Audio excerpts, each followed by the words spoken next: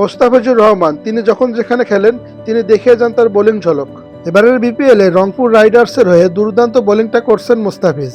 ইতিমধ্যে এবারের বিপিএলে 6 ম্যাচ খেলে 12টি উইকেট নিয়ে উইকেট তালিকার 2 নম্বরে রয়েছে কাটার মাস্টার মোস্তাফিজুর রহমান। বাঘের গর্জন দেখিয়ে তিনি দেখিয়ে যাচ্ছেন তার বোলিং ঝলকটা।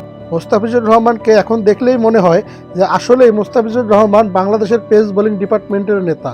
মোস্তাফিজ ইস্যুতে যেখানে সোশ্যাল মিডিয়া তোলপাড়, সেখানে মোস্তাফিজুর রহমান রয়েছেন রিল্যাক্সে। এই কারণে আল্লাহ বলেছেন হতাশ হবেন না, কারণ মোস্তাফিজুর রহমান আইপিএল থেকে বাদ পড়ার পরে পিসিএল এ ডাক পেয়েছেন। পিসিএল এর একাধিক দলে তাকে নেওয়ার জন্য আগ্রহ প্রকাশ করেছেন। কিন্তু মোস্তাফিজুর রহমান এবারের বিপিএল খেলছেন রংপুর রাইডার্সের হয়ে। শুধু খেলছেনই না, রংপুর রাইডার্সকে ম্যাচ জেতানোর ক্ষেত্রে তার ভূমিকাটা খুবই গুরুত্বপূর্ণ।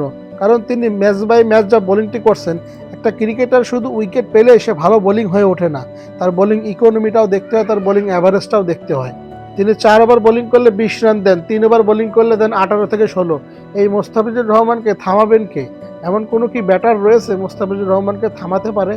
মোস্তাফিজুর রহমান গত 2 বছরে টি-20 ক্রিকেটে 117টি উইকেট নিয়েছে। আন্তর্জাতিক টি-20 ক্রিকেট এবং ফ্র্যাঞ্চাইজি মিলিয়ে সব মিলিয়ে মোস্তাফিজুর রহমান দুর্দান্ত ফর্মে রয়েছেন। বাংলাদেশ যদি টি-20 বিশ্বকাপটা খেলতে পারে, সেখানে মোস্তাফিজুর রহমান আরও দুর্দান্ত হয়ে উঠবেন, আমরা এই কামনাই করি। তো কমেন্টে আপনাদের মতামত জানান।